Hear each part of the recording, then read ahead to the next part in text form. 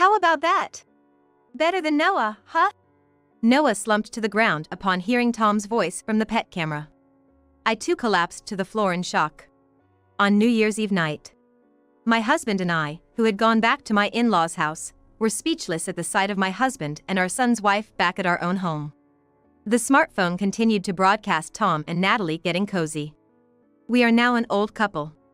Even though we knew the love we had at the beginning of our marriage had turned into just familial love, it was still shocking. Let's go. We're not letting those two do whatever they please, I said to a dejected Noah. And so, we rushed home in the car driven by Sandy, my sister-in-law. My name is Sally Evans. My husband Tom, our only son and firstborn Noah, and his wife Natalie. And we live with our parakeet, Pippi, 4 people and 1 pet. Noah and Natalie got married a few months ago. I had known about Natalie since they were dating. She seemed to like Noah and even confessed to him. Since they started dating, Noah has always taken great care of Natalie, and he often talked to me about her. I'd like to meet Natalie. I'll bring her over next time. As a parent, it's natural to be curious about your child's partner. I was really looking forward to meeting her. A few months passed, and as promised, Noah brought Natalie over. She had long waved hair and dressed fashionably. Exactly the impression of a modern young woman. "This is a gift for you," she said, offering me macarons from a famous bakery. You went out of your way for this? These are hard to get without standing in line, aren't they? I'm delighted, I replied, accepting them and expressing my thanks. Full of curiosity about her, I asked various questions. But, talking to her, I felt something was off. Natalie wouldn't look me in the eye. Was she shy? If that was the case, it couldn't be helped. I figured the best way to become friends was to keep smiling and talking to her. Hey! If you're up for it, how about joining us for dinner tonight? You can eat at our place and Noah can drive you home? Noah agreed, and Natalie nodded. I was excited to cook dinner for 4. While I was preparing, Natalie spent time in Noah's room, just the 2 of them. A little break probably did them good. As evening came, Tom came home and the 4 of us sat down to eat. Tonight's dinner was beef stew cooked in a pressure cooker and a salad. There's plenty, so don't be shy about getting seconds, Natalie. She still wouldn't meet my eyes, but she nodded, and I was satisfied. However, during the meal, I felt a second wave of discomfort. She was making eye contact and smiling in conversation with my husband. What is it about Noah that you fell in love with? His kindness. They both said it, looking happy. I joined in. Noah does have his moments of kindness. Even Mom's chiming in now. You usually don't give compliments. Noah and Tom laughed. But amidst this, Natalie didn't smile. That's when it hit me. She wasn't even offering a courtesy laugh or making eye contact. She probably had no intention of getting along with me. Had I been disliked within just a few hours of meeting? I was stewing in my thoughts, but Tom and Noah seemed oblivious. After dinner, Noah drove Natalie home. That's when I asked Tom about his impression of her. She's such a good kid, isn't she? Why don't you smile like that, Sally? Charm is a woman's best asset. I bristled at his tone, but Tom must have taken a liking to her. I thought it best not to voice my dissatisfaction and simply smiled, saying, sure. He visited us several times after that, and it was always the same. I was enduring, thinking they would break up eventually, but one day, Noah announced he had decided to marry Natalie. Tom accepted this news with joy. But for me, it was a despair. Praying for their breakup, the last thing I expected was a marriage. I couldn't support it, but I wished for Noah's happiness without objecting. Months later, the 2 had a smooth wedding ceremony. Natalie's parents were civil servants, working at the city hall. They seemed like solid people. I resolved to take my grievances against her to the grave as I watched the happy couple chatting at the high table. During the wedding reception, I excused myself to the restroom. There, I overheard an unbelievable conversation. Can you believe they actually got married? It must have been a college friend attending. They seemed to be mutual acquaintances. Despite knowing it was wrong, I was curious and eavesdropped. Natalie definitely doesn't seem like she'd be good with mom friends. No one would want to be friends with someone like that. She acts as if all women are her enemies. She's so two-faced. If it weren't for Noah, no girls would have come to the wedding. The laughter of two young women. All women are enemies. That phrase oddly resonated with me. Generally, you'd think speaking ill of someone at such a place is more uncouth.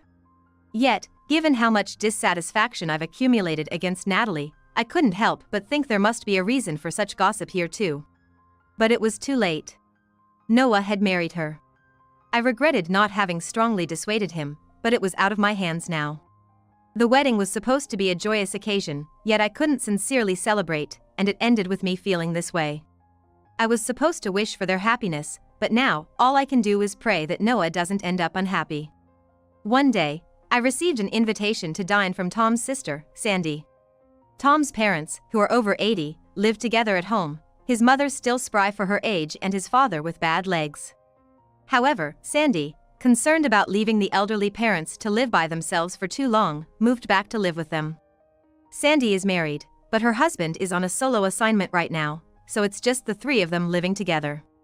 She's always been kind to me, treating me like her real sister. I immediately accepted the invitation and decided to leave Tom's dinner to Natalie, heading out. "You don't have to keep Sandy company. She's just bored," Tom said, always one to add an extra word. I retorted, "I'm looking forward to seeing your sister too. I haven't met her since Noah's wedding, so I'm going to enjoy some time with her. Housewives sure have it easy." As if he's one to talk, retired, and doing nothing at home. I thought to myself, but couldn't be bothered to argue back. When the day came, I had a great time with Sandy. "You know, I found this funny post the other day," Sandy said over dinner, handing me her smartphone.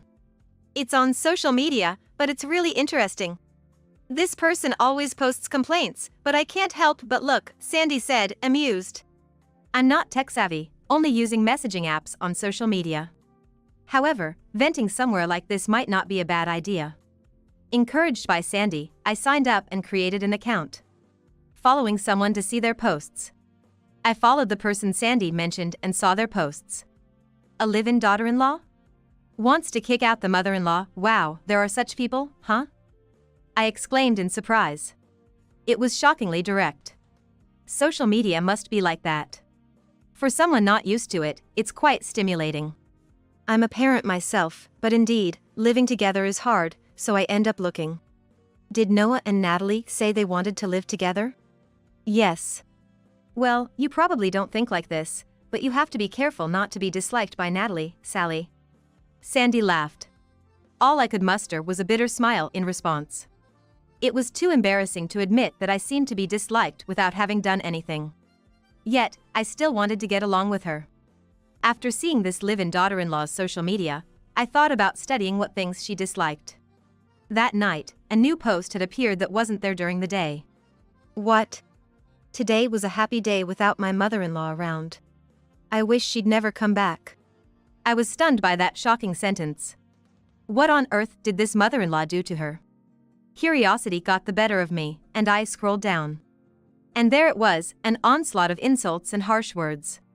My finger, which had been lightly scrolling through as if it were someone else's business, froze on a particular post. The wedding, it's the same day as Noah's. Yes. It seemed that person had their wedding on the same day as Noah and Natalie. The mother-in-law's formal dress, so tacky, lol. My muttered words trailed off. No wonder, because in the image attached to that post, I was pictured. The image was edited, but I was certain it was me, and my hands began to tremble. Could this really be Natalie? Could something like that happen? Yet, I couldn't convince myself it was someone else. Sally, aren't you going to sleep? Tom's voice reached me, lost in thought. Startled, I turned off the smartphone. Yeah, I'm going to bed now. Lying in my bed, I said goodnight.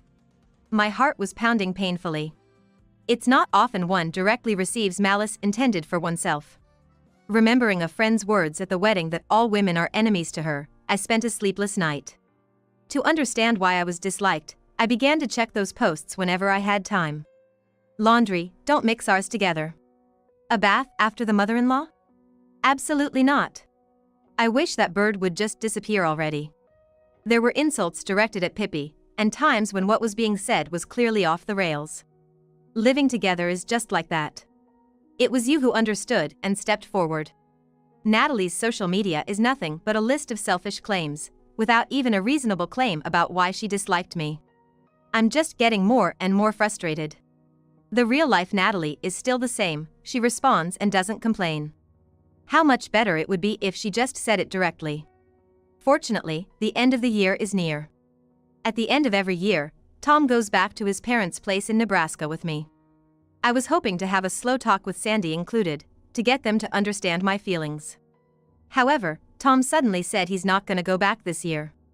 Why? I asked, and he said with an awkward look. I had a fight over Dad with my sister the other day. That's why I don't want to see her. Then all the more reason you should go and talk. My suggestion was not accepted, and Tom fell silent. What a childish excuse, not wanting to see someone because of a fight. Now, I can't even bring up that consultation. Natalie is going back to her parents' house alone, and I'll be staying here by myself. Why don't you take Noah with you this time, show my dad and mom their grandkids' face? He doesn't seem to want to go back at all. But, on the flip side, this might be a chance to talk to Noah. No choice then. Reluctantly accepting Tom's suggestion, I decided to go back to my husband's parents' house with Noah. Then I'm off. Take care on your way back, Natalie. Give my regards to your mom and dad. Sure. Noah, say hi to your grandparents for me. I'll come to greet them next time too. Natalie's words seemed to satisfy both Noah and Tom. Those words are probably a lie, too. I had been asked to help with the end-of-year cleaning, so we left home in the morning, even though it's just a few minutes by car. Natalie had finished preparing for her return home and planned to leave before noon. I told Tom he should at least make a Christmas greeting. So, it was decided that he would just pop by his parents' house for the Christmas greeting, and spend the New Year's Eve alone in this house, but Pippi is here. Since I asked him to care for Pippi, I was able to leave the house with peace of mind. The deep cleaning was done by the evening. For dinner, Sandy had prepared a special Christmas feast, and we enjoyed our meal together. The star of the conversation was Noah, who got married this year. I hesitated to bring up my concern as Noah proudly talked about Natalie. You look down. Tired? After dinner, my in-laws went to their bedroom, and Noah headed to the bath. As Sandy and I were cleaning up, she asked me. So, I have something I want to talk about. It's about this cohabiting wife on social media. Oh. That person, right? Funny, isn't she? Sandy laughed. I stopped what I was doing and whispered with a strained voice. It seems she's like Natalie. Sandy's complexion changed at my words. She must not have imagined it. Neither did I, of course. I wanted to think it was impossible. Sandy quickly checked the account, then said with a relieved voice. That's impossible. After all, Natalie is at her parents' home, right? Sandy said this while showing me the screen of her smartphone. It was displaying the post the cohabiting wife had just shared. Contrary to Sandy's relief, I was stunned by what I saw. No intruders, so it's lovey-dovey time with darling. Surely, this person is alone with her husband. Noah is here, so it's impossible. Normally, that's what one would think. But I had an unsettling feeling. I'm done with the bath. Mom, you should go in too. What's wrong? I couldn't hear Noah's voice as I trembled, turning to the smartphone. Sandy, can I have some water? My mother-in-law had returned to the bedroom but came back, yet I couldn't take my eyes off the smartphone. With trepidation, I opened the pet camera app that we have at home. Our parrot, Pippi, is in my bedroom, not the living room, while I'm away. It seemed more peaceful that way, and even though I said we were about to leave, Natalie was still at home. I could tell Pippi was getting annoyed because I saw it on social media, just to be safe. Since it's not the living room, I might not know what the house looks like. Still, I thought I might catch some voices, so I turned on the camera. What? But when I saw it, I was speechless. On the camera, the shadows of two people in the midst of it all were visible on the bed. What's wrong? Sandy asked me anxiously. I silently turned up the volume on my phone to the max. How about it? Better than Noah, right? Hee hee, yes. Darling is the best. The voices I heard were Tom's, and then Natalie's. Noah hurriedly peered into my smartphone. Sandy, the mother-in-law, and I were all frozen, listening to those voices coming from my phone. What is this? Noah yelled at me loudly. I don't know.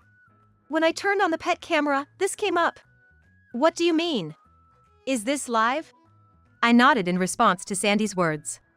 The mother-in-law still didn't seem to understand the situation, just staring at us in astonishment. It's Natalie and Dad, right? I can't believe this. Noah headed to the couch and then just collapsed onto it. I sat down on the floor too. The smartphone still streamed the two of them flirting. Let's go, Sandy said. But neither Noah nor I could respond. I didn't care much for Natalie, but Noah was betrayed by the two people he loved the most. His shock must be greater than mine. Thinking of my son, I also tried to pull myself together, slowly stood up, and spoke to Noah. Noah, are you okay? There's no way he could be. But I couldn't find any other words. Noah just nodded slightly, his head hanging low. Let's go. We won't let those two do as they please. Yeah. Noah nodded firmly to my words.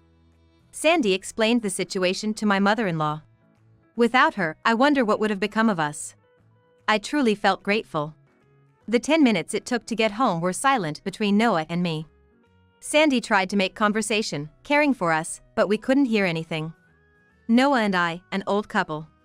I had seen our love from the beginning of our marriage turn into just familial love, but it was still a shock.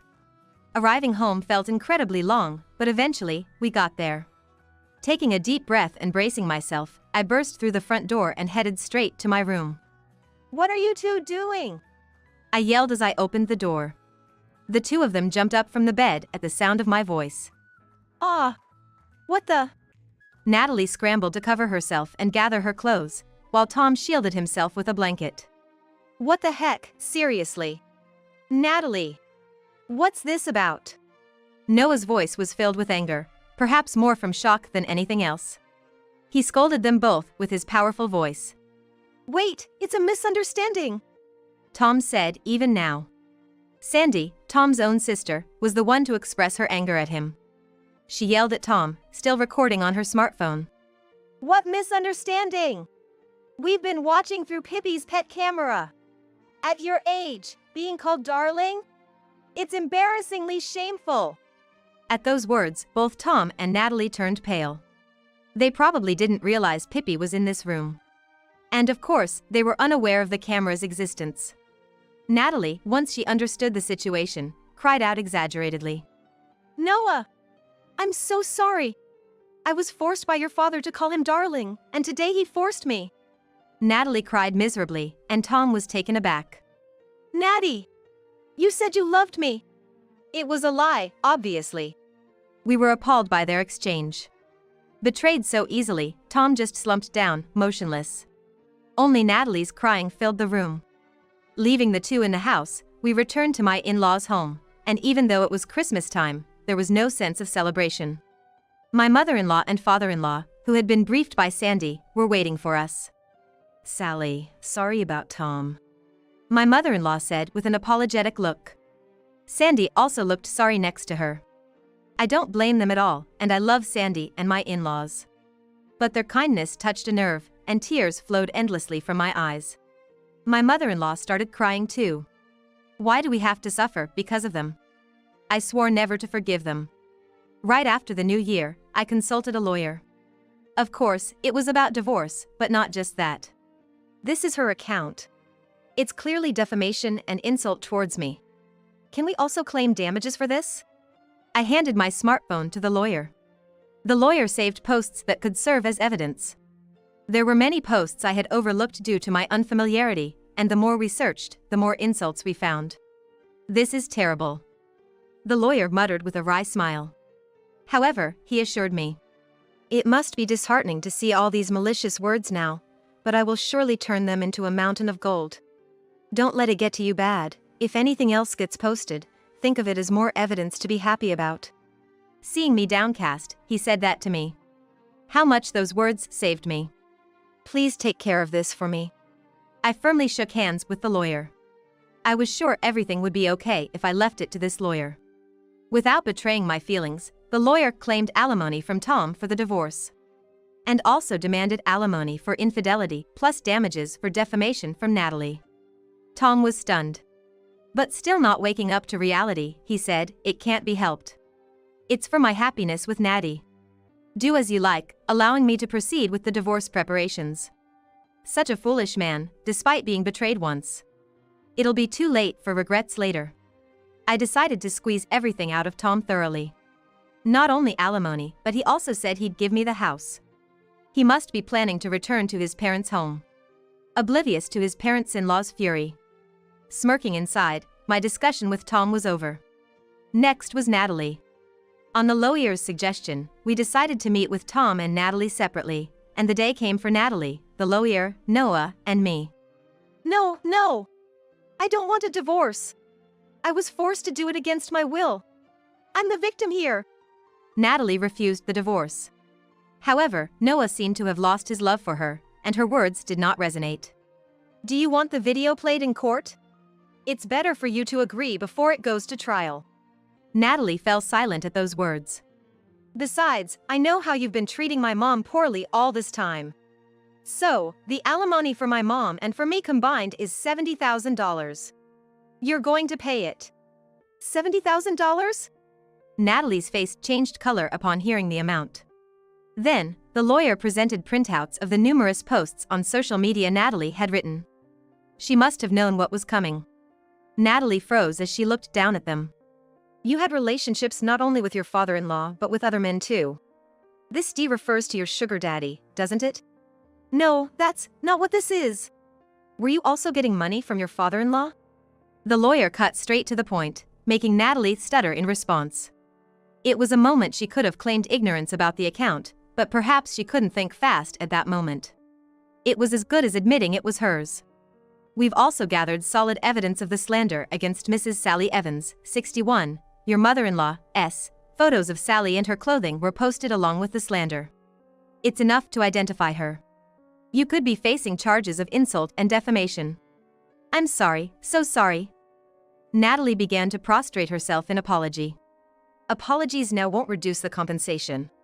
If you have time to slander people on social media, better work hard and pay up. She didn't respond. Watching Natalie continue to sob, head bowed to the floor, Noah and I exchanged relieved smiles with the lawyer. It was finally over. Tom seemed to be preparing to leave, busily packing his suitcase. There was a noticeable air of excitement about him. Have you decided where you're going? I'm heading back to my parents. I've really done you wrong. I'll make sure to pay the compensation. Oh, is Natalie ready? With that, Tom hurried out of the room. Since that day, Tom and Natalie had been staying in separate hotels. I didn't want to see his face, though I hadn't specified which hotel. Why separate hotels? Everyone but Tom could guess the reason. Natty, you ready? Shall we go? At Tom's words, Natalie also came out with her luggage. However, when she saw Tom, she glared at him, snorted, and averted his gaze. Don't call me Natty, it's creepy. Natty! Why should I have to live with you? Tom was silent, perhaps shocked by her words. You've ruined my life. Shame on you for messing with your son's wife. I couldn't help but laugh. It was ironic coming from her, but it must have been a significant blow to Tom. Don't contact me ever again, darling. I don't even want to remember you. With that, Natalie left on her own. Tom stood in the doorway, a picture of despair. As I was passing by, I accidentally dropped a piece of paper. Oh, my apologies. I dropped this. Tom turned pale at the sight. Seriously, Tom is so creepy. I'm only putting up with him for $1,000, but every time he calls me darling, I get the chills. Perhaps she couldn't write the proper term father-in-law. But then, writing his real name seems questionable too. Tom had been informed by the lawyer about Natalie's account. And that we were holding onto a copy of that post as evidence. He probably never imagined it would include something about himself. Tom just stood there, dazed in the entryway for a while. It seems Natalie has returned to her parents' house. However, her parents were furious upon hearing about the incident. She wasn't allowed in the house and is now hopping from one sugar daddy to another, continuing her sugar baby lifestyle. Natalie had easily gotten her hands on a lot of money. Such a lifestyle couldn't last forever. She probably hasn't realized that the real hell is just beginning. As he declared, Tom went back to his parents' house. But he wasn't allowed in there either. His in-laws kicked him out. Tom, apparently not expecting to be unable to return to his own home, came back here, but he was the one who said he would give up this house. I have no intention of letting him live here. Reluctantly, it seems he rented an apartment near our house and started living there, but he seems to want to come back, as he's been spotted lurking around the neighborhood. Because it was so creepy, I reported him as a stalker. Tom was issued a restraining order. I don't know what happened after that, but he's probably living a lonely old age by himself. Several years later, Noah got remarried. After such an incident, I was scared of what kind of person it would be this time, but the new wife is kind to me too. The eldest son and his wife bought a house nearby, and they had a baby. I'm very happy, but I try not to interfere too much, hoping to maintain a good distance and relationship moving forward. I've become a single person living with my pet, Pippi, but my eldest son and his wife, as well as Sandy, always look out for me. Thanks to them, I'm living a very happy life.